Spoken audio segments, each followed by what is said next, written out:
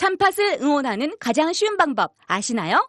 다운로드하기, 별점 주기, 댓글 달기, 구독하기. 기억하세요. 다운로드하기, 별점 주기, 댓글 달기, 구독하기. 아이고, 싱크대 총장님. 이번에 싱크대는 입학금 얼마나 거두실 거예요? 입학금이요? 뭐 대충 한 100만 원 받을까요? 세면대는요? 그래요 뭐. 입학금 어디에 쓰라는 법도 없는데 대충 받던 대로 받죠 뭐. 무슨 소리 하시는 거예요? 입학금은 당연히 새내기들이 입학하는 데에만 쓰여야죠. 어머, 누구세요? 우리는 청년참여연대. 청년참여연대는 작년 10월에 발족한 참여연대 부설 기관입니다. 청년참여연대는 지난 1월 전국 34개 대학의 정보공개 청구를 통해 입학금의 산정 근거가 없다는 것을 확인했습니다. 앞으로 저희는 대학이 입학금 실비만을 받을 수 있도록 활동해 나가겠습니다. 청년들의 더 나은 내일을 위해 노력하겠습니다. 참여연대는 정부 지원금을 받지 않습니다. 청년참여연대 후원회원이 되어주세요. 문의 02-723-4251로 지금 전화주세요. 02-723-4251 02-723-4251 띠링띠링.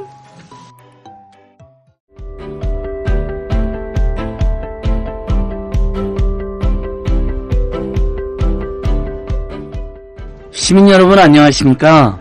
참여연대가 만드는 팟캐스트 참팟 53번째.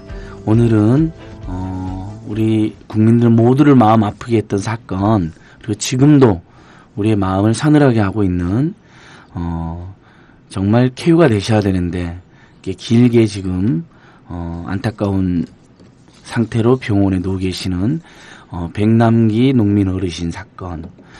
저희가 쾌유를 비는 마음을 모아서 우리 백남기 어르신의 따님인 백민주화 선생님을 모시고 오늘 그 사연과 저희들이 지금 상황에서 알아야 될 진실들, 그리고 또 이 포악한 권력과 야만적인 정권에 대해서 제가 요구할 내용들에 대해서 한번 이야기를 해보겠습니다. 마침 9월 12일 날 백남기 농민 중상 사태에 대한 국회 청문회 예정되어 있습니다. 오늘 백민주와 따님께서 직접 어렵게 참여연대 스튜디오에 와주셨습니다. 고맙습니다.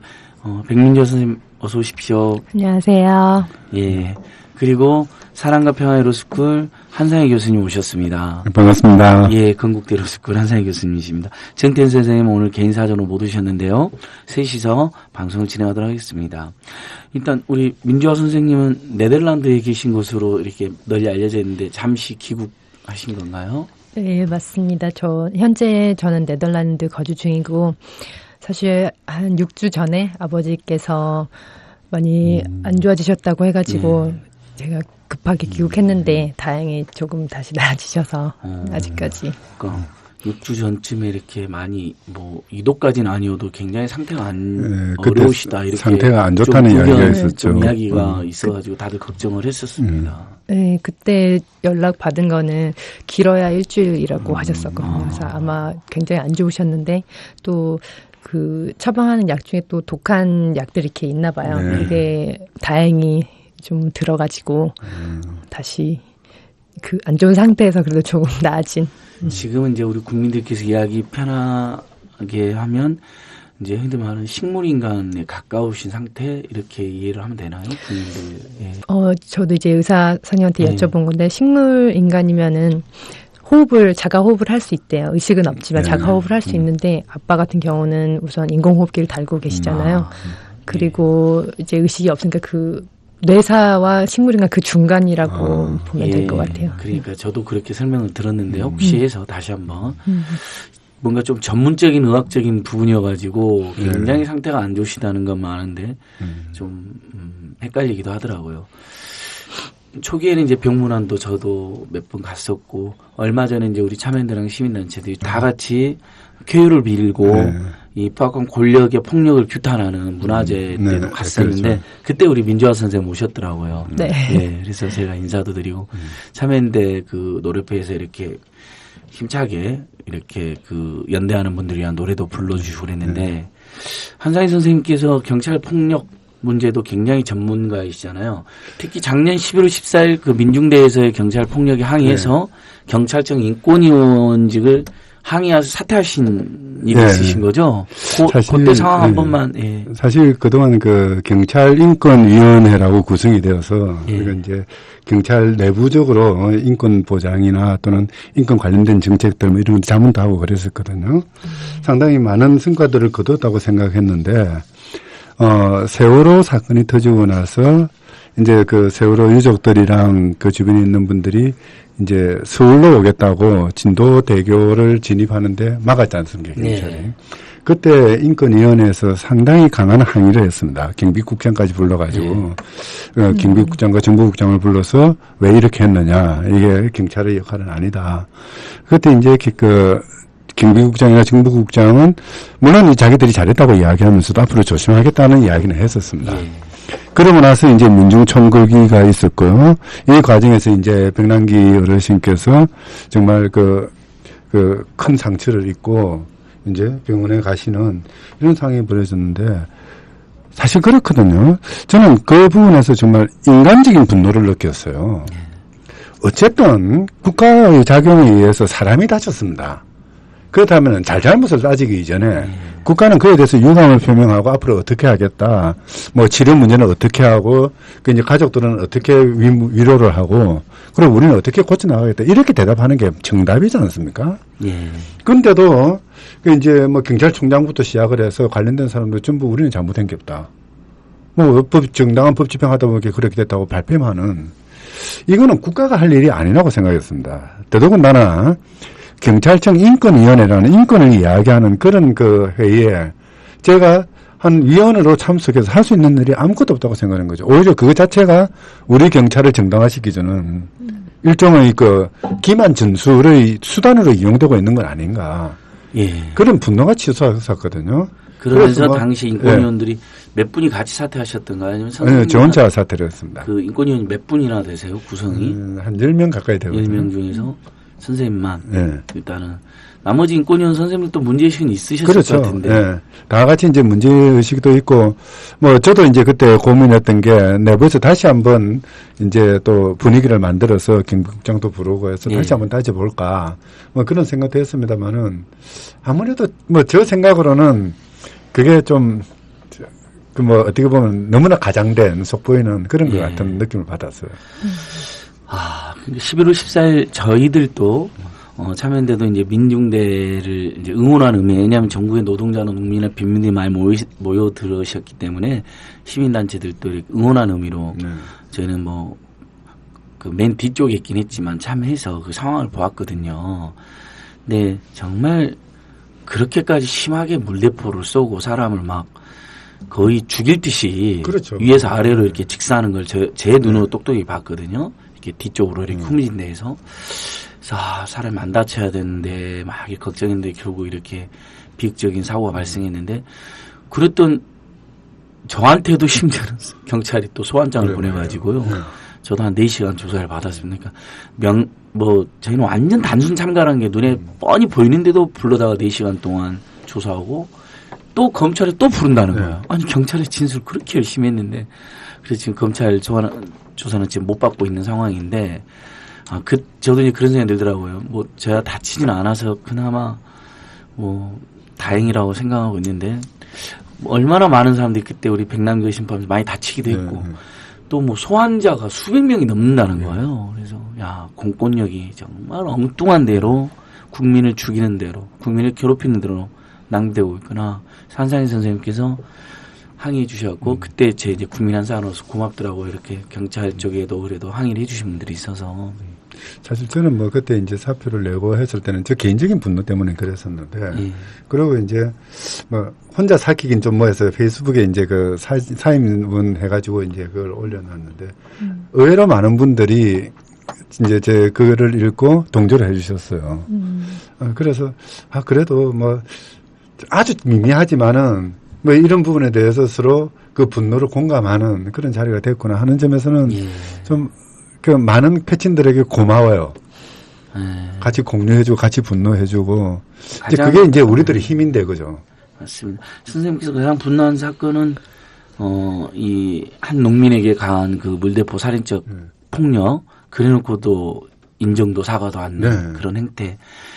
뭐 우리 따님도 뭐 그 분노가 제도 몇백 배는 더 크실 텐데 아직까지 병문안이나 사과나 뭐 한 번도 없었다는 건 확인됐지만 실제로 진짜 없었죠. 병문안 최소 옛날 군사독재 정권이라도 병문안 와보고 사과 같은 걸 했거든요. 신용이라도. 그렇죠. 그런 뭐 아무런 그런 게 없었죠, 선생님. 네, 벌써 거의 10개월이 다 예. 돼가는데 단찰의 방문도 없었고 전화도 없었고 그 회화경찰서 아마 정보과에서 와서 동태를 살피는 정도. 근데 그것도 초반에는 좀 있었는데 지금은 뭐 간혹 가다가 와서 한 번씩 보고 가고 그 정도로만 알고 있습니다. 그러니까 정권에 문제가 될까봐 동태 살피는 짓을 하면서 정작 해야 될 사과와 네. 또 어쨌든 가족들에 대한 어떤 위로의 말씀, 뭐 응원의 말씀 이런 것도 없는. 어쩌다 우리나라 권력이 이렇게까지 망가지고 경찰이 이렇게까지 무너졌을까 이런 생각이 들더라고요. 사실 국가라는 게 존재하는 게 제일 가장 밑바닥에 있는 이유가 국민들의 그 신체와 생명과 안전을 지켜주는 거지 않습니까? 네. 사실 그 뭐 홉스가 뭐 국가론 이야기하고 할 때도 그 밑바닥은 그거거든요. 그 생명권을 보장해 주는 거 그것이 국가의 그 주된 임무다. 그런데 지금 현재 대한민국 국가라는 것이 국민들에게 신체적으로 위해를 일으키고 그 생명을 위태롭게 해놓고도 아무런 뭐 사과는커녕 그에 대한 대응조차도 안 하잖아요. 이제는 정말 어떤 의미에서는 잊어버린 그런 사건이 되고 있잖아요. 예. 다행히 그나마 다행히 국회에서 야당이 강하게 이야기해서 9월 12일 날 다음 주 오늘 월요일입니다. 월요일이죠. 예. 백남기 어르신 청문회를 개최하게 됐습니다.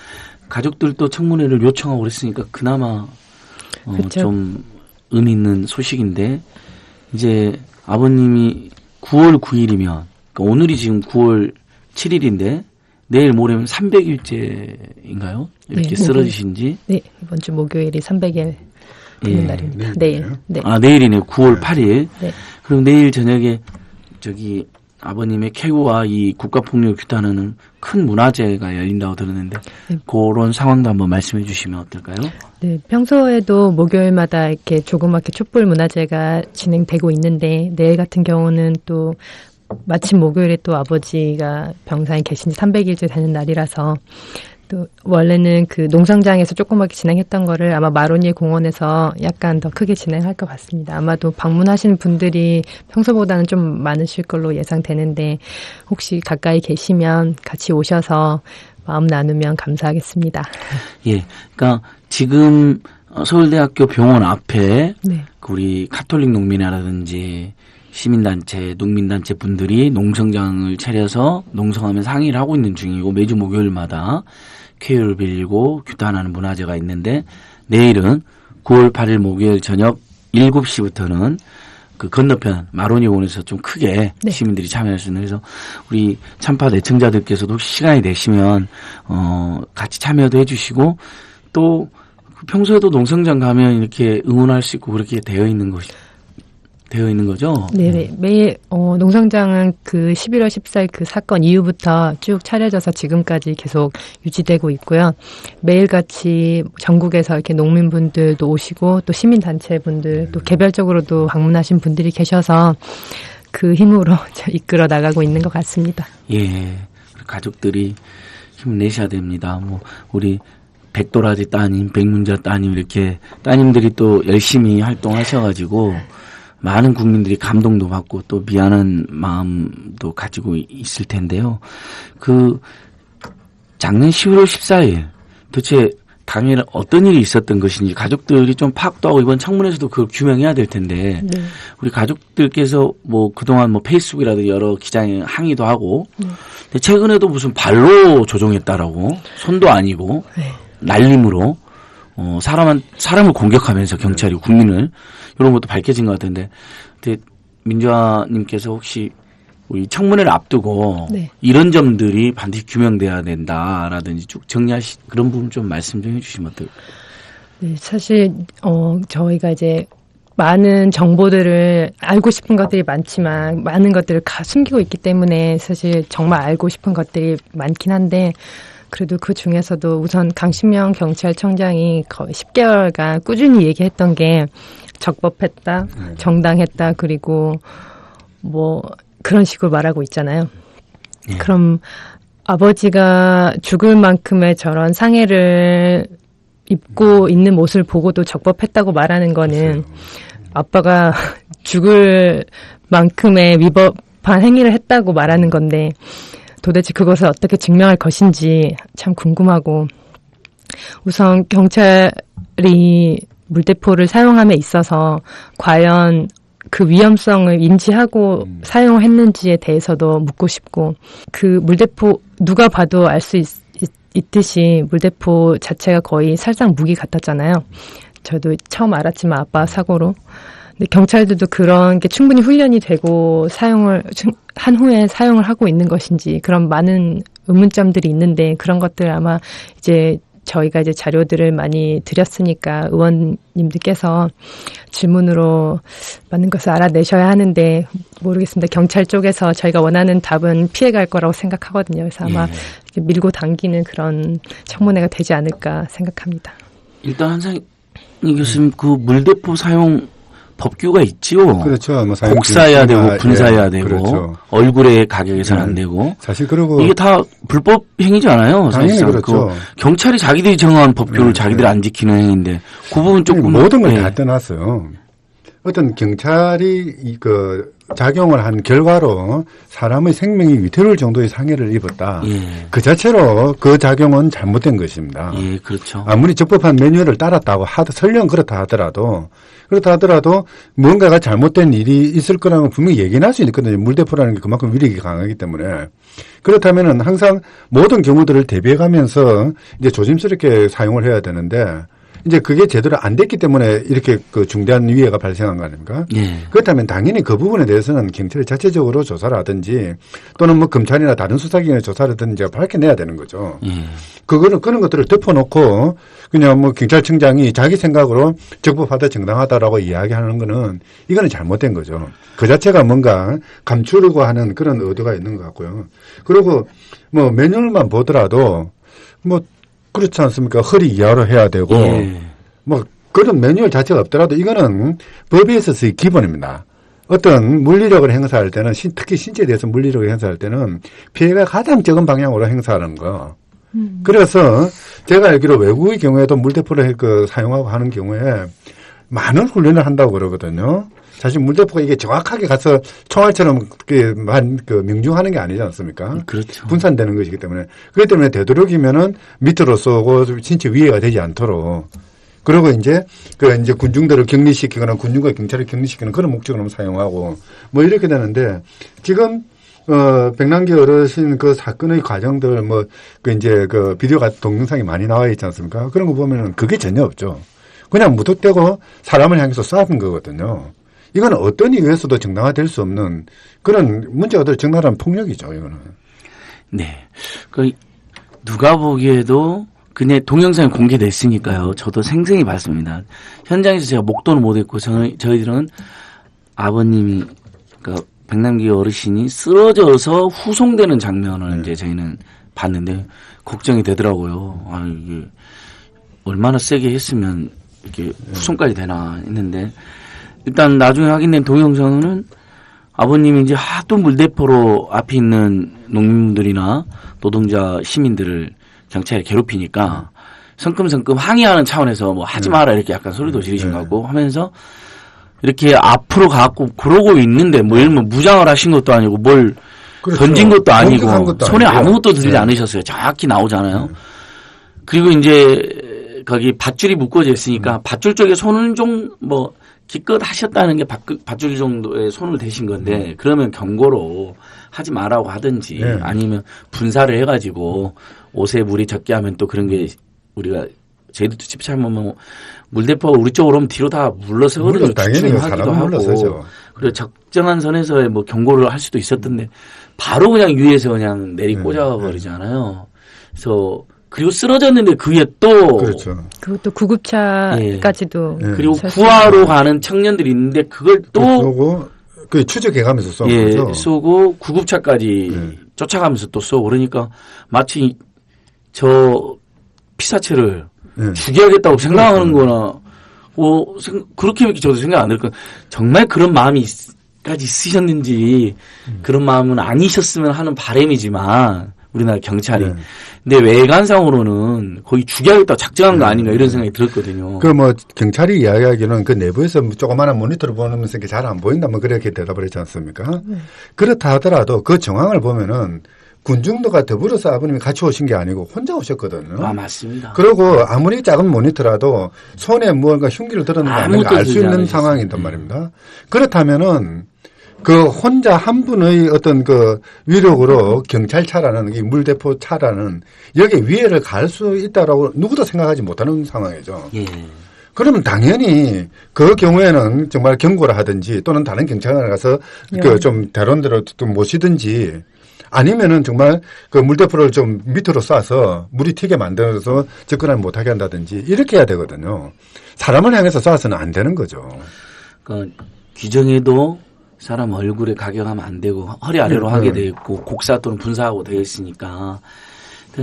경찰에서는 그 이제 모니터가 너무 작아서 사실 그게 사람인지 뭐 그게 물인지 잘 보이지 않는다고 하거든요. 근데 저희가 증거 보전 신청을 했잖아요. 그래서 그 살수차 내 영상이 보정이 돼 있어서 그거 이제 가족들이 보고 왔는데 언니가 봤을 때는 너무 뚜렷하게 잘 보이는 거예요. 아버지 혼자 파란 조끼를 입고 계시니까 누가 봐도 그 아빠의 모습이 정확히 보이고 이 물대포를 정말 이렇게 아주 정확하게 조절을 할 수 있다고 하더라고요. 화면으로만 봤을 때도.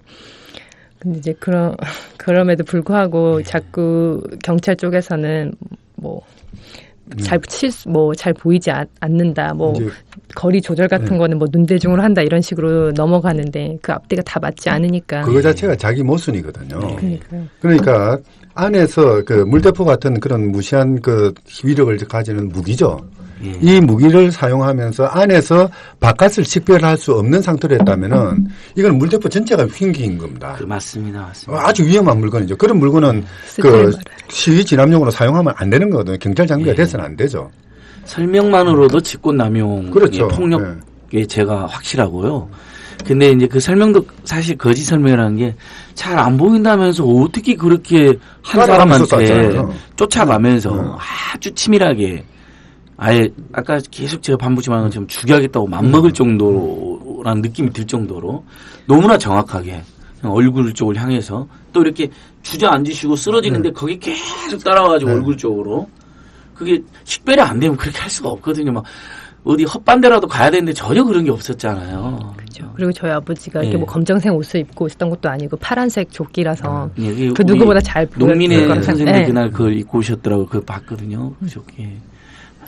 가족분들은 그때 당시 사고 당시에는 민주화 선생님은 네덜란드에 계시고 동영상 같은 거 보고 깜짝 놀라셨어요. 저는 아직도 동영상을 제대로 본 적이 없고 너무 충격이 받을까 봐 사진은 이제 거의 모든 걸 본 것 같은데 동영상 아직도 못 봐가지고 사실 저는 이제 그때 뭐 동영상 나오고 했을 때 이제 그걸 좀 보고 분석을 해서 경찰 인권위원회 가서 따져야지. 그래서 했는데 보면 볼수록 이거는 경찰의 행동이 아니에요. 폭도나 깡패의 행동이지. 어떻게 국가 권력을 행사하는 법에 따라서 어떤 그 권력을 가지고 그걸 행사하는 그런 국가기관이 저럴 수가 있는가 싶은 생각이 들었었거든요. 그때 아버지께서 그 이제 같은 동료분들이랑 계셨는데 아버지가 연세가 이제 더 많으시니까 후배분들이랑 계셨는데 약간 이벤트성으로 농민분들 상여를 이렇게 쥐고 또 풍물을 치면서 했다고 하시더라고. 근데 그 물대포가 아마 상여를 박살 낸 걸로 알고 있어요. 근데 그것 때문에 이제 아버지가 화도 많이 나셨을 테고. 근데 그러면서 그 얘기를 나눴대요. 저 물대포 맞으면 100번 죽는다고. 저거 맞으면 정말 죽을 거라고 그 얘기를 나눴대요. 그래서 우리 조심하자고. 저거 맞으면 죽는다. 그 얘기를 아빠랑 나눴다고 하는데 갑자기 아빠 안 보이다가 보니까 아버지가 쓰러져 있는 거예요. 그래서 그분이 이제 저한테 오셔가지고 막 울면서 얘기하시는데 그렇죠. 네. 우리 가족들이 이렇게 페이스북이라든지 또는 이렇게 언론 보도나 보면 굉장히 아버님, 어머님 그다음에 우리 세 분의 자식들 굉장히 화목하고 사랑 넘치는 그런 가족이라는 느낌이 많이 들었거든요. 그래서 더 안타깝기도 하더라고요. 평소에도 아버님하고 교류나 네덜란드로 이제 가시긴 했지만. 네.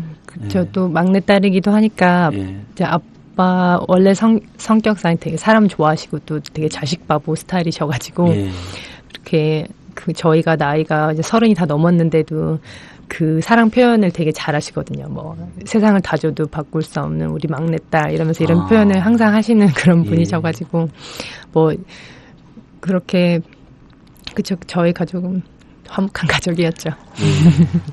어머님 가서 몇 번 뵀는데 어머님이 굉장히 강단이 있으시더라고요. 네, 현장에서 이렇게 병문안 하실 때 몇 번 박원순 시장 갈 때 우연히 뭐 저도 같이 봤었고, 그다음에 또 이재명 시장은 저한테 개인적 친분이 있었고 연락하고 같이 가자 해서 뭐 그때도 한번 갔었고, 그다음에 이제 뭐 저희들이 또 백남기 어르신 아는 분들이 모금해가지고 한번 또 모금 이렇게 치료비 조금이라도 보태려고 간 적도 있었는데 진짜 어머님께서 아주 단단하시고. 네, 그래서 감사드려요. 엄마가 이렇게 잘 버티고 계셔서. 그러니까요. 그럼 저희가 더 이제 더 좀 그죠 힘들었을 수 있는데 어머니께서 잘 버텨주시니까.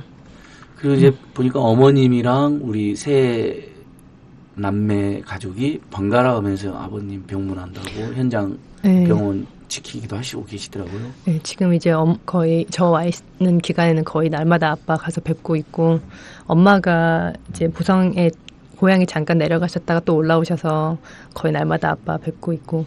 그러니까 지금 근데 우리 가족들의 일상도 굉장히 그렇죠. 사실 뭐 파괴되다시피 했을 거 아니에요. 뭐 직장 도라지 따님 같은 경우도 직장도 그냥 그러시던데. 네.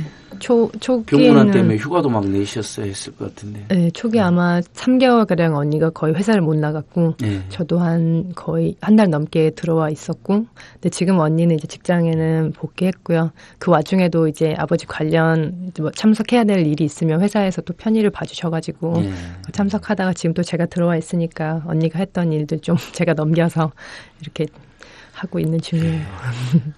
그런 말이 있죠. 한 사람은 하나의 우주라고, 작은 우주라고. 이게 그냥 혼자 존재하는 우주가 아니라 모든 그 인간을 맺고 있는 우주거든요. 이제 그러다 보니까 이런 사건 하나 나면은 참 많은 사람들이 정말 가슴 아프고 또 일상을 또 바꿔야 되고 또 뭐 어떻게 보면 뭐 고통스럽고 뭐 그렇기도 하죠. 그래서 바로 그런 것 때문에라도 국가의 그 공권력 행사는 조심해야 되는 거거든요. 왜냐하면 국가는 국가 권력이라고 우리가 쉽게 이야기하지만 거기에는 항상 물리력이 뒷받침되어 있는 거죠. 엄청난 물리력을 갖고 있지 않습니까, 국가는.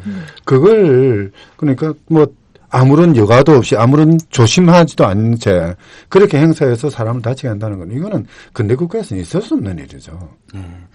그 민주화 따님께서는 아마 마음 아팠고 못 보셨을 텐데 그 아버님이랑 비슷한 시점에 또 한 어르신 한 분을 그 물대포 가게가는 동영상이 그 영상은 제가 봤어요. 그렇게 바로 쓰러지시는 그분을 역시 똑같이 얼굴을 가게갖고 벌러덩 그냥 사람이 그냥 허공으로 뚝 떨어지는데 정말 그 마네킹 넘어지듯이 처음에 저희들은 그거 보고 두 사람이 세상을 떠나실 정도로 당했다 이렇게 생각했어요. 두 분이 지금 당했구나. 근데 그분 다행히 그렇게 뭐 위중한 상태는 아니시라고 그나마.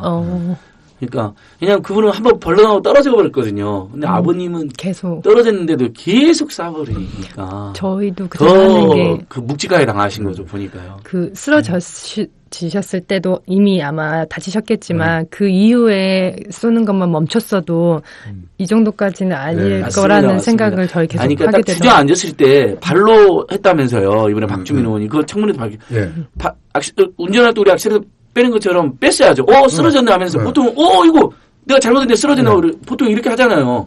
얼른 풀고 딴 데로 돌렸거나. 근데 그게 아니라 쓰러진 거 보이는데 계속 쏘고 구하러 가는 청년 쏘고 오니까 아예 정말 잘못했다는 걸 알 수 있어요. 구하러 가는 청년도 쏘는 거니까 방해하지 말아라 이런 거잖아요. 정말 오랫동안 그 물대포를 쐈던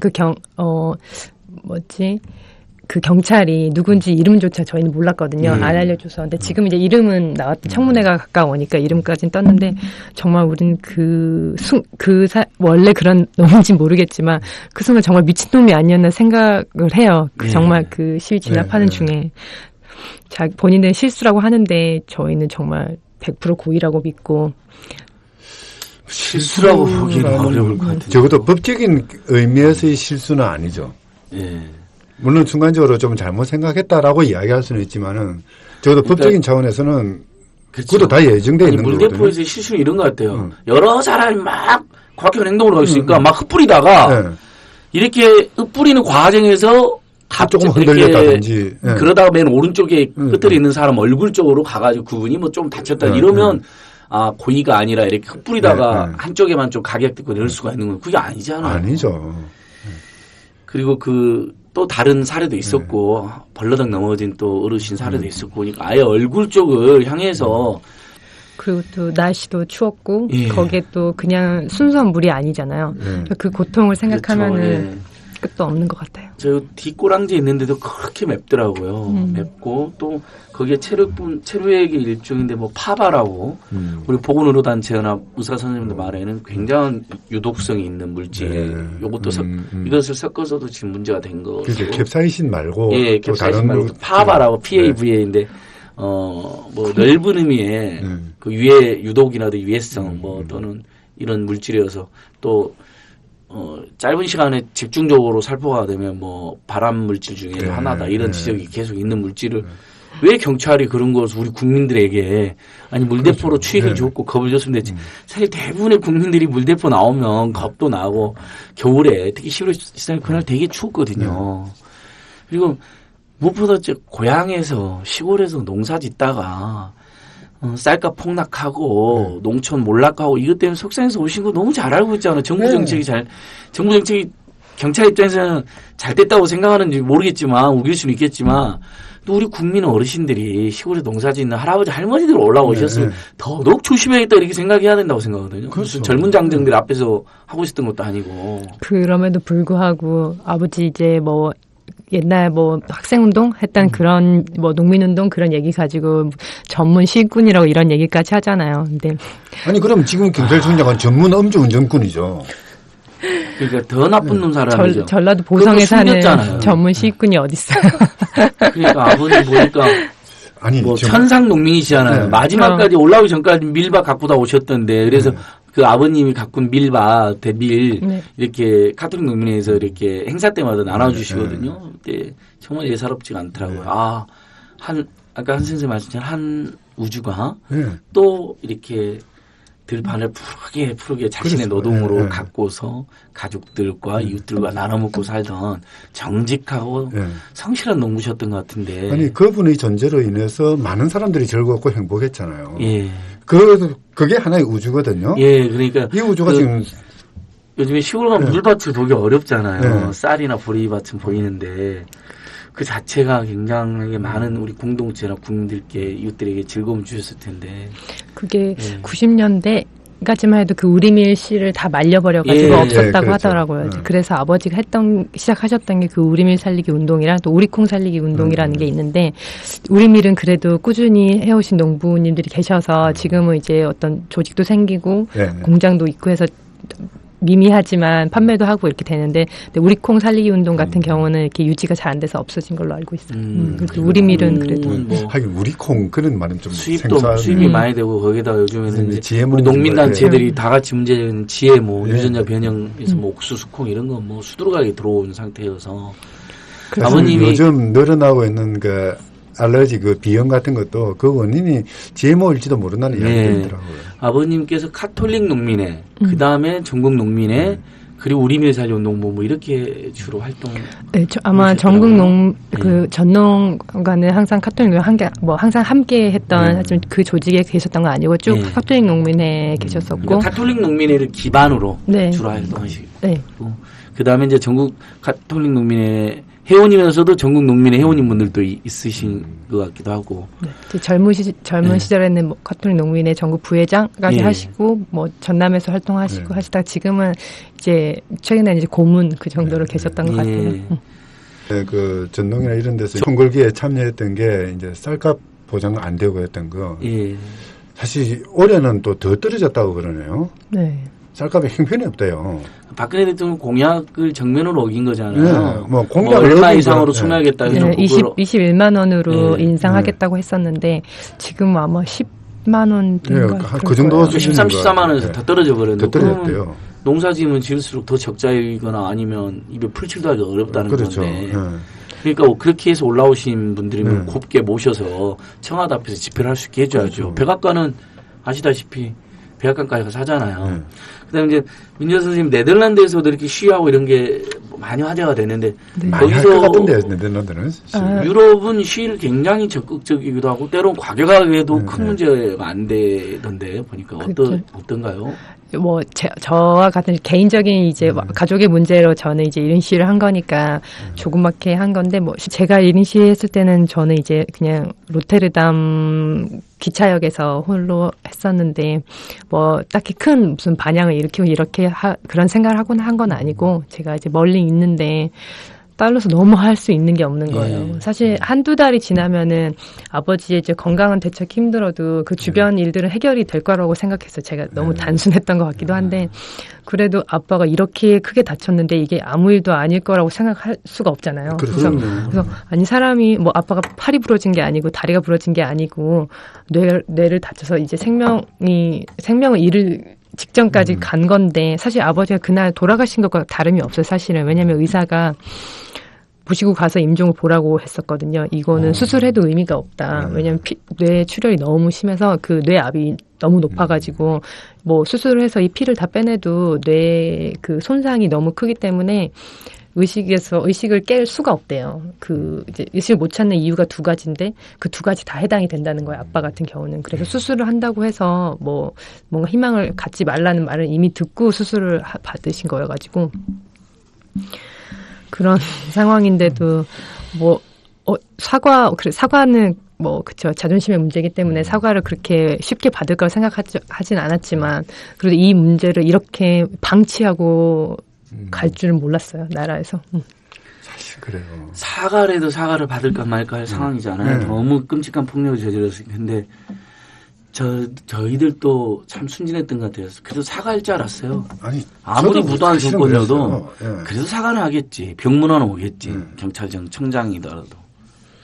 원래 그거는 그러니까 형식적으로 보여주기 위해서라도 하잖아요. 그래서 독재 정권 시절에는 그렇게 했잖아요. 내무장관 경질도 시키고 91년 5월달 4월 20일 그 명지대 강경대 학생 백골단 쇠파이프 맞아 쓰러졌을 때 돌아가셨을 때 내무장관 경질됐잖아요. 그렇죠. 총리가 사과도 하고. 네, 아버지 사건으로는 생명이라는 게 그렇게 아무도 경질된 아무도 경질이 아니라 다 승진한 선생님 우리 너무 속상할까 말 안 하는데 승진했잖아요. 그놈들이. 네. 아니 그래놓고 뭐라고 이야기하냐면 한편은 또 저는 얼핏 듣게 그랬어요. 뭐 경찰들 사기를 위해서 사과를 못하겠다라는 이야기를 하는. 그럼 앞으로 계속 죽여라는 말이네요.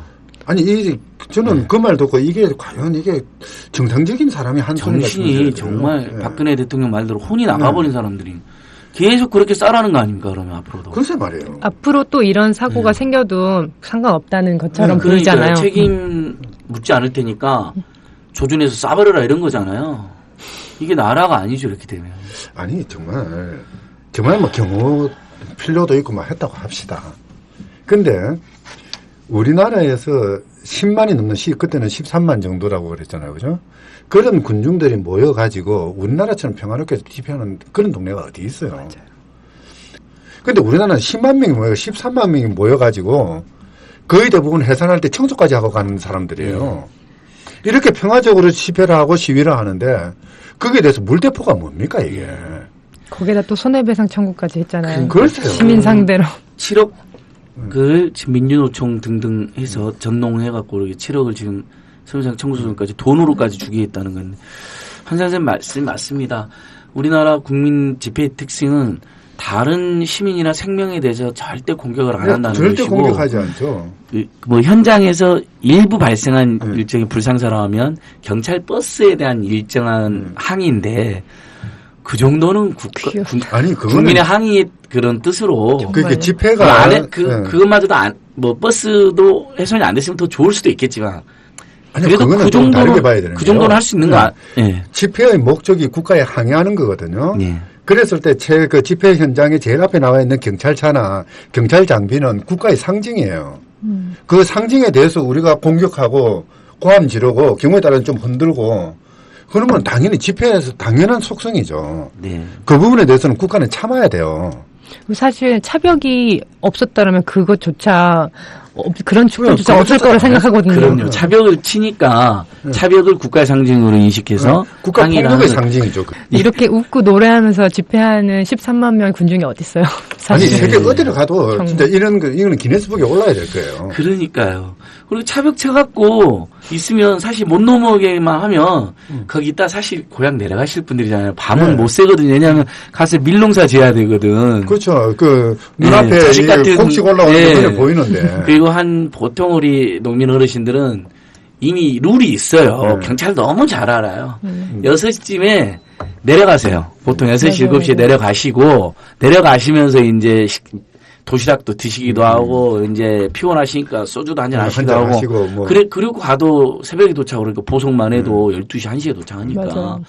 그 농민들이 그 엄청난 고생을 시키는 건데, 그 뻔히 알면서, 내려가실 거 알면서, 굳이 그렇게 죽일 듯이 그렇게 공격을 했다는 게 아니 정말. 그 헌법에서 이제 헌법 21조에서 집회 결사의 자유를 보장한다 그렇게 돼 있거든요.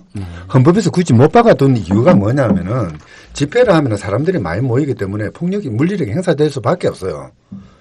그거를 국가도 그렇고 집회 옆에 있는 다른 일반 시민도 그렇고 참아라. 그렇게 좀 성가시고 시끄럽고 뭐가 좀 부서지고 뭐 그렇게 하더라도 그거는 뭐 어쩌겠노. 우리나라가 민주주의를 하기 위해서 어쩔 수 없는 사회적 비용이다. 그렇게 선언해 놓은 거거든요. 그러니까 억울한 사람들이 막 자살하고 폭동 일으키는 것보다 낫잖아요. 훨씬 그게 낫죠. 사회적으로 그렇게 해서 균형을 잡는 거잖아요. 네. 정말 그 정점을 찍은 건 그 한상규 위원장이 5년 선고받은 거. 예. 그건 진짜 말이 안 나와요. 그것도. 그 이제 저 제네바에 갔었잖아요. 예. 그때 이제 다른 유엔 인권위원회 예. 제네바 그 이야기도 좀 예. 그 이제 다른 이제 인터내셔널 NGO들도 있었고 하는데 다 궁금해서 한상규 이제 그 이후 얼마 안 지나서 한상규 위원장 그 선고 날이어가지고 그 NGO에서 다 궁금했었거든요. 얼마 선고 받을지 아니면 뭐 그랬었는데 5년 받았다고 했으니 정말 그 노동계에서는 아마 난리가 났을 거예요. 아마 그래서 예. 규탄하는 그런 그러면 우리나라 노동계 시민단체뿐만 아니라 참여연대도 아주 강력한 규탄 성명을 했는데 세계 노동 시민단체 인권단체들이 다 깜짝 놀라는 거죠. 도로교통법 위반 정도 한 거 가지고 사람을 뭐 무슨 흉악범 취급하고 그렇게 해서 5년을 선고하고 집회 한번 했다가 그 옛날에 그 아시아 포럼이라고 이제 그 동남아 지역 인권 단체들 다 모이는 자리에서 이제 인도네시아의 어떤 사람이 자기가 가브리엘 화신이다라고 주장하다가 신성 모독으로 잡혀가지고 징역 6년이가 받았대요. 그 보고를 하니까 전부 다 넋이 나가지고 입을 쫙 벌리고 있었거든요. 딱 아마 그 분위기였을 겁니다. 정말 한상균 위원장이 교통방해로 그것도 그래가지고 그것도 자기들이 차벽 쳐놓고 자기들이 먼저 좀 교통방해 그 몰아내놓고 5년 선고 받았다면 전부 다 입을 쫙 벌리고 그러고 있을 거예요.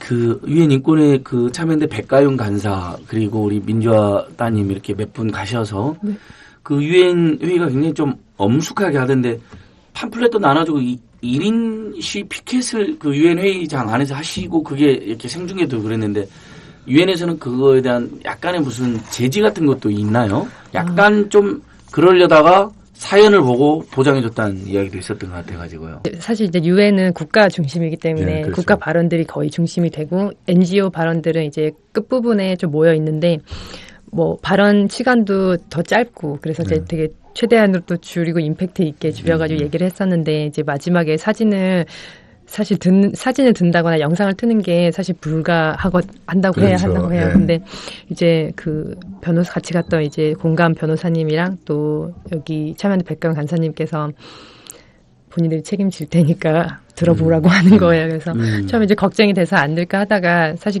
그걸 정말 들어야겠다고 마음 먹었던 포인트는 이제 마이나 키아라는 그 특별보고관이 저희 나라 이제 집회 그 문화에 대해서 사실 좀 부정적으로 많이 순화시키긴 했는데 부정적으로 얘기한 것들이 있어서 이제 그걸 이제 국가가 또 반박할 그런 시간을 주더라고요. 그래서 국가가 이제 그걸 반박하는데 뭐 이거 조목조목 반박하다가 저희 아버지 얘기를 아주 철저하게 조사하고 있다라고 말을 하는 거예요.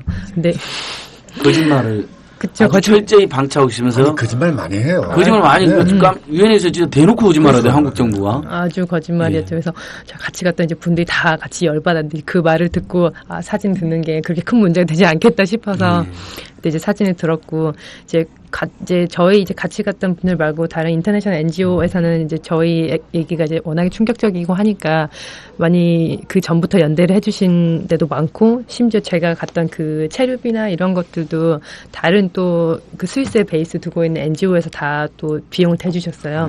네, 그렇게 국제 해서 NGO들이니까 네. 연대하고 네. 응원하고 후원을 네. 해주신 거네요. 네. 예, 그 유엔 집회자유 특별보호관 한국에도 오시고 그랬었는데 네.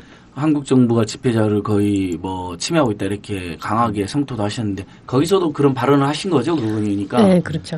그리고 또 구체적으로 한국 정부를 지적해서 그리고 또 그 이제 본회의 말고 또 사이드 이벤트를 구성할 수 있었나 봐요. 그래서 이제 여기 또 백가은 간사님이랑 같이 해서 사이드 이벤트를 진행했었는데 그때도 이제 특별 보고관이 저희 이제 아버지 사건에 대해서 또 코멘트도 하고 이제 그 사이드 이벤트를 끝나고 이제 저희 또 정부에서 보낸 그 공무원들이 몇 있잖아요. 그 네. 공무원들도 저희 사이드 이벤트 또 왔더라고요.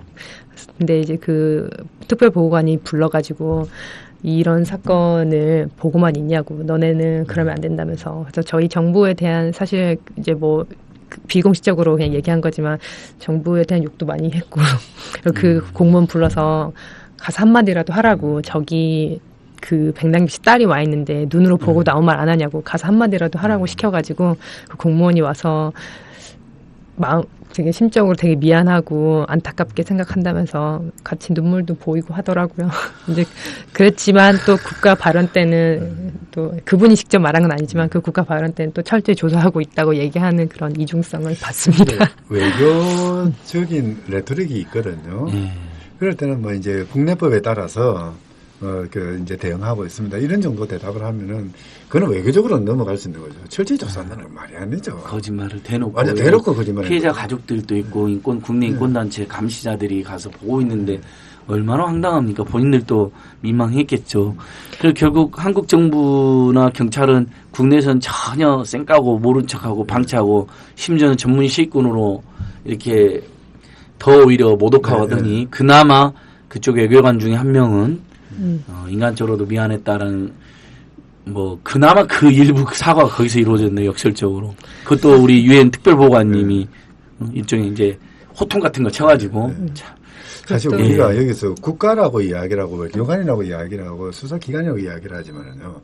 실제 그걸 구사하는 사람은 사람이거든요. 예. 우리 같이 피부를 가지고 있고 머리를 가지고 있고 눈을 가지고 있는 사람이잖아요.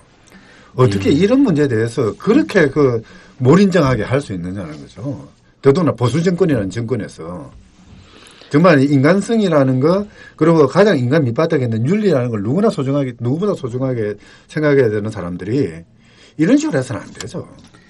그리고 또 다른 국가에 비해서 되게 많은 공무원들이 파견된 걸로 알고 있거든요. 그래서 사람들이 뭐라고 경찰이 너네 나라에서 왔다고 막 많이 놀랐었는데 그 이제 보고관이 그 리포팅을 하기 전에 미리 원래 몇 달 전에 그 리포트가 인터넷에 올라온대요. 그래서 그 전에 이미 번역을 해서 그 공개적으로 밝힐 수가 있는데 그 보고서가 계속 안 올라오는 거예요. 그래서 같이 가셨던 분이 아직도 보고서가 안 올라왔는데 그 이유가 뭐였냐면 이제 그 파견된 공무원들이 그런 뭐 받은 무슨 뭐라고 해야 되나 와서 계속 그 보고관 미팅을 요청을 하나 봐요. 그러니까 그 보고서 올라가기 전에 순화시킬 내용들이 그렇죠. 있잖아요. 그래서 그걸 계속 그냥 말하면 뭐 어떻게든 졸라서 그 내용을 좀 순화시키려고 했는지 그래서 그 보고 날 바로 전날인가 그 리포트가 올라온 걸로 알고 있거든요. 그래서 어느 정도로 뭐 순화됐는지 모르겠지만 아무튼 그 공무원들이 그 일을 하려고 파견이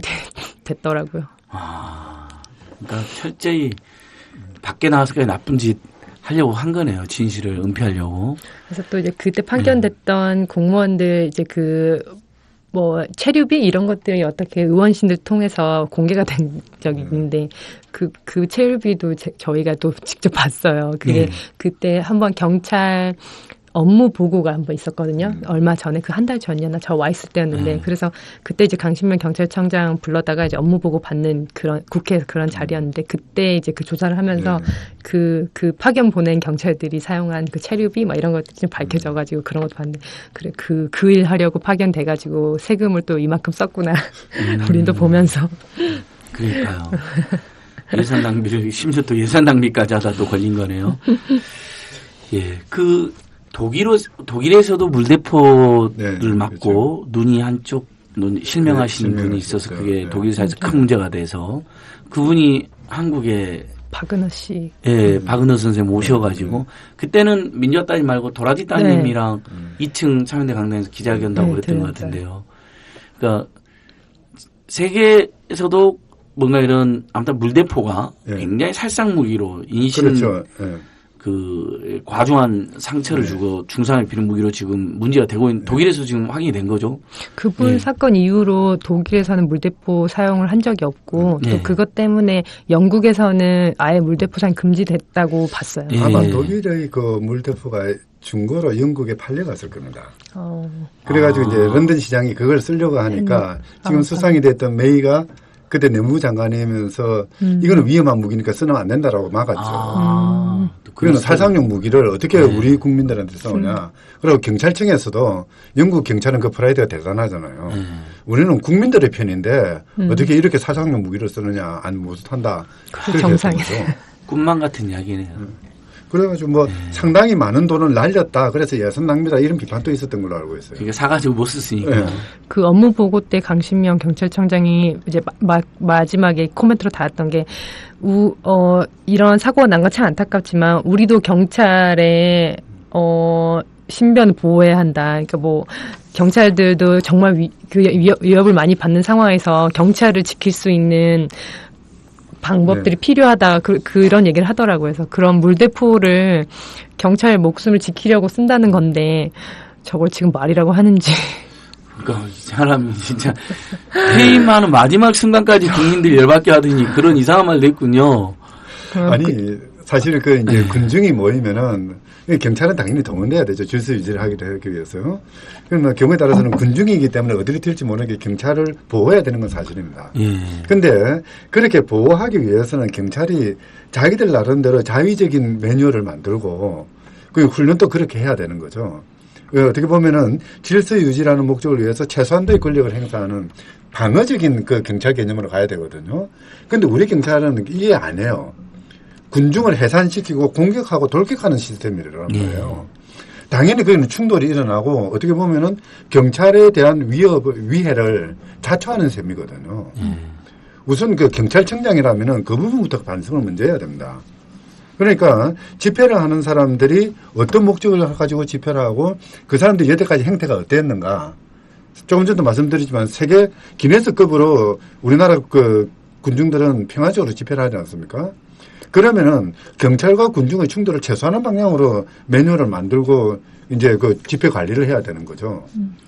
이걸 거꾸로 가서 공격적으로 하고 옛날 권위주의 체제나 전혀 다를 것 없이 그렇게 하다 보니 그 문제가 생기는 거거든요. 설령 그렇다 그 경우에도 이제 어떤 뭡니까 물대포 같은 그런 그 살상력이 강한 그 장비 같으면은 가장 조심스럽게 사용해야 되죠.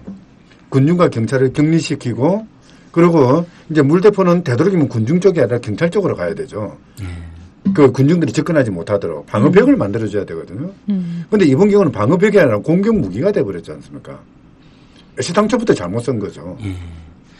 이미 차벽이 설치되어 있는 상황에서는 사실 물대포 쏠 이유도 없거든요. 사실 그렇죠. 차벽 앞에 사람 막혀 있는 거고 그러면 차벽을 넘어서 뛰어넘어온다는 건데 사실 차벽 뒤에 경찰이 또 있고 차벽이 또 있어요. 겹겹이니까 자기들 말대로 만약에 차벽을 넘어서 뛰어오는 사람이 있으면 거기 있다가 이러면 딱 호송차 대고 연행하면 돼요. 왜 이러셨습니까? 그렇죠. 하면서 이러지 마십시오. 어디 신촌 같은 데 내려주면 되잖아요. 이내 독재정권 시절에도 그랬다니까 제가 한번 막 약간 경찰 버스 있는 대로 이렇게 진격을 했더니 저를 잡아서 지금 고향 있잖아요. 고향 신도 네. 일산 신도시 허허벌판인데 거기다 저를 내려주면서 다음부터는 그러지 마세요 하고 내려주고 그때가 오히려 인간적이었다니까요. 저도 데모 많이 참가했는데 그런 적 한 번도 아니 없습니다. 그 전술이 한때 경찰이 그걸 네. 쓴 적이 있습니다. 잡아서 네, 맞아요. 약간 돌출 행동이 네. 벌어지잖아요. 예전에도 독재정권이셔도 그러면 잡아서 어디 경찰서로 잡아 넣는 것도 아니에요. 때리도 않아요. 그냥 잠시 앉아 계세요 해놓고 저기 과천 쪽, 예. 그 다음에 일산 신도시 쪽에 그쪽에 성남시 때로는 그런 데다가 아주 먼데 그냥 벌판. 다시 돌아와서 집회할 수 없게. 그래가지고 제가 한 번은 차비가 없어가지고요. 아니 제가 후배한테 전화를 한 받았거든요. 신촌까지 일산에서 신촌까지를 걸어온 적이 있었다니까. 몇 시간을 거쳐서. 아니 후배가 집으로 전화를 해가지고 그 뭐 선배님은 저 뭐 어디에 와 있는데 어딘지 모르겠어요 그러더라고요. 저라고 지리를 압니까? 그러니까 저기 뭐 할 수 없다 그러고 그냥 그러니까 넘어가는. 예전에 허벌판에 내려놓고 있거든요. 그러니까 차라리 얼마나 그것은 그 귀엽기라도 하잖아요. 네. 그리고 궁금한- 인간적이라도 하고 사람 안 때리니까. 궁금한 게 있는데 매번 이렇게 집회 신고가 들어가면 경찰에서 물대포를 항상 준비하고 있는 건가요? 예전에는 안 그랬거든요. BJ 노무현 정부에는 거의 물대포 안 썼는데 이명박 정부가 08년 촛불 집회 이후로 그다음에 박근혜 정권까지 아예 체루액 그다음에 소화기 물대포 이 세 개를 3종 세트로 해서 시민을 공격하는 보면 아시다시피 대치 상황에서 그냥 이렇게 옥신각신하다가 헤어질 건데 굳이 그 사람 시위대 국민들 눈에 조준해서 캡사이신을 쌓여 체루액을 똑같은 더 거죠. 화나게 만드는. 예, 자극을 그러면 그건 진압의 기술로도 너무 어리석은 거예요. 그러면 사람이 더 화나서요. 더 충돌하게 돼요. 결국 충돌을 키워요 경찰이. 네. 근데 그걸 분명히 알고 있을 거 아니에요, 경찰은. 알죠. 그게 어떻게 보면은 시위 진압의 작전이죠. 그렇게 해서 시위대를 흥분시켜서 충돌이 일으키고 그래야지 국민들한테 그 이제 그 폭력 집회가 이루어졌다, 불법 집회가 이루어졌다 선전이 가능하잖아요. 그리고 그 공권력 행사를 정당화시킬 수 그렇죠. 있는. 예. 그리고 그렇게 해서 막 몇십 명씩 몇백 명씩 연행해가지고.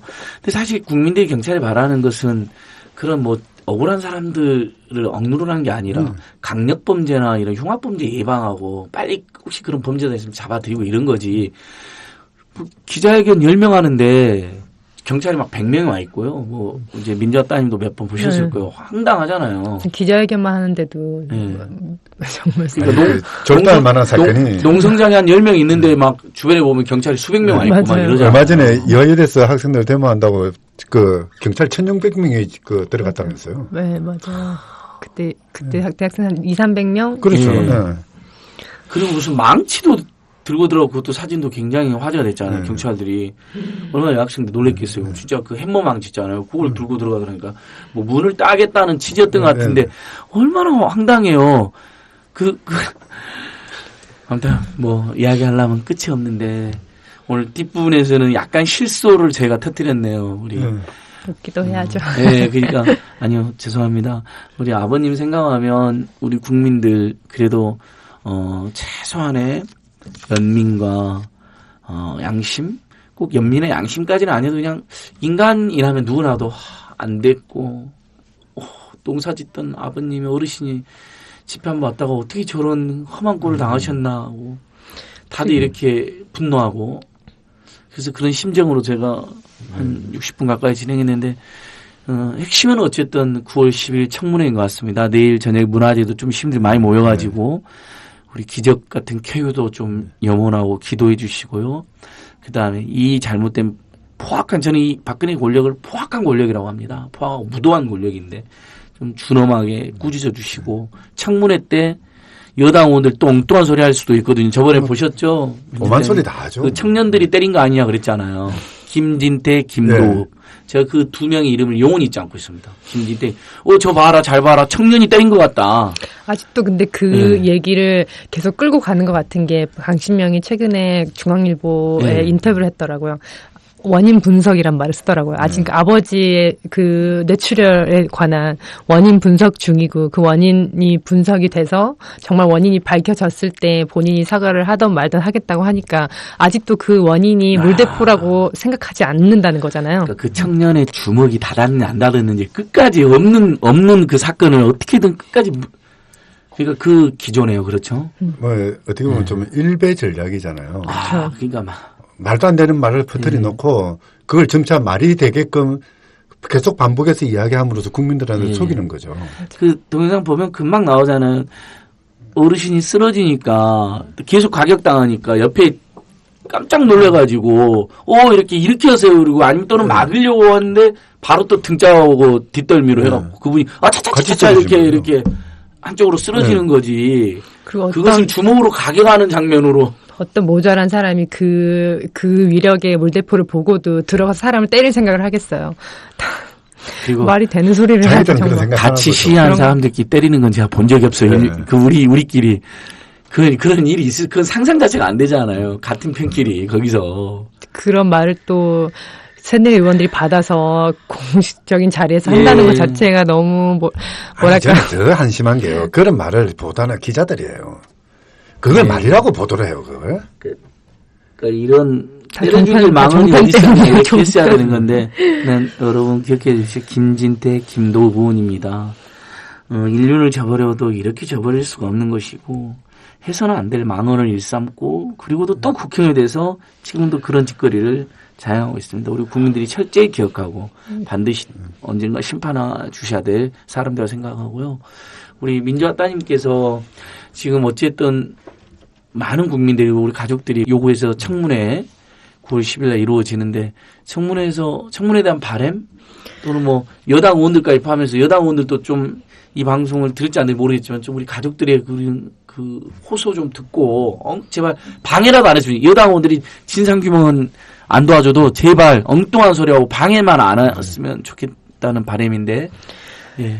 사실 저희가 원하는 건 당연히 이제 저희 아버지의 그 억울함을 풀어드리는 거지만 사실 근데 사고는 이미 났고 사고를 되돌릴 수는 없잖아요. 근데 이제 이 사고가 또 다시 이런 사고가 또 발생하지 않는다는 보장이 없고 하지만 이 청문회를 통해서 이건 정말 그 이 잘못된 공권력이고 위법하고 그걸로 인해서 또 다시 이런 사건이 일어나지 않아야겠다는 걸 저희 국민들이 다 알아야 되잖아요. 다들 네. 사실 사실 모두가 그렇게 생각하고 있을 것이고 그래서 그런 것들이 철저하게 하루 만에 그게 밝혀질 수 있을지 모르겠지만 근접하게만이라도 밝혀져서 그런 그렇죠. 또 우리가 기다렸던 만큼 그래도 의미 있는 청문회가 네. 되길 바랍니다.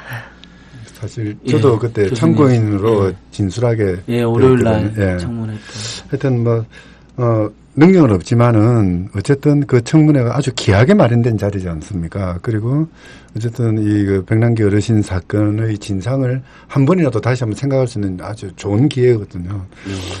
능력은 없지만 열심히 해서 정말 진실에 조금 더 다가갈 수 있는. 예. 그리고 이 국가가 자기 책임을 느낄 수 있는 그런 조그마한 기회라도 마련하기 위해서 노력하겠습니다. 예. 감사합니다. 우리 민주화 따님 말씀 너무 가슴이 마지막으로 더 아프네요. 철저한 진상규명도 아니고 네. 그 언저리까지라도 좀 해달라는 이 호소 제발 좀 국회에서 울림이 돼서 네. 다시 한번 우리 여당 의원님들 도와주십시오. 돕기 싫으면 박근혜 권력 눈치 보이면 그냥 방해만이라도 하지 말아주십시오. 그냥 야당 의원들이 출석을 하지 말고. 야당 의원들이 열심히 준비하고 있으니까 와가지고 또 무슨 청년이 때렸다는 둥 무슨 전문 시위꾼이라는 혹시나도 둥. 시간 끌기 할까봐 좀 예, 걱정이래요. 그러니까요. 막 엉뚱하게 엉뚱한 소리 하면서 시간 끌고 사람 김 빠지게 하고 국민들 열받게 하고 이런 일이 없었으면 하는 바람 전하고 우리 모두도 정말 마음 모아서 기도 또는 기원 기적 같은 쾌유가 있으시기를 그리고 진상이 밝혀져서 아버님 가족들이 조금이라도 덜 억울하시기를 그다음에 다시는 이런 피해자나 희생이 있지 않도록 정말 경찰 공권력이 아주 엄정한 조건 하에서 첫째도 둘째도 셋째도 국민의 안전에 바탕에서 행사될 수 있도록 저희들이 마음을 모아야 될 때인 것 같습니다. 오늘 우리 민주화 따님 정말 고맙습니다. 불러주셔서 예. 감사합니다. 네덜란드에서 이렇게 한국까지 오셔가지고 정말 가진 고초를 겪고 계신데 힘내시고요. 네. 가족들과 저희들이 끝까지 함께 하겠습니다. 네, 한상희 선생님도 수고하셨고요. 월요일날 청문회 때 좋은 활동 부탁드립니다. 네. 예, 시민 여러분 다시는 이런 일이 없어야 됩니다. 그런 일들이 너무 많죠. 우리 세월호 가습기 태안 해병대 캠프 참사 거기다가 집회 좀 했다가 이렇게 사경을 헤매는 지경까지. 근데 정말 눈물겨운 나라인데 그래서 더더욱 저희가 열심히 투쟁하고 열심히 싸우고 열심히 연대해야 될 것 같습니다. 오늘 53번째 참팟 이렇게 마치도록 하겠습니다. 저희도 열심히 투쟁하겠습니다. 고맙습니다. 감사합니다. 감사합니다. 안녕하세요. 아카데미 느티나무 강좌를 7년째 듣고 있는 70살 넘은 할머니 정애자예요. 저에게 아카데미 느티나무는 새로운 배움터입니다. 배움을 통해 행동하는 시민의 발걸음에 동참하고 있다는 것이 뿌듯하답니다. 즐거움과 나눔, 웃음과 실천이 있는 배움의 공간, 아카데미 느티나무에서 뵐 수 있기를 기대합니다. 참, 아카데미 느티나무는 참여연대 부설 시민교육기관입니다.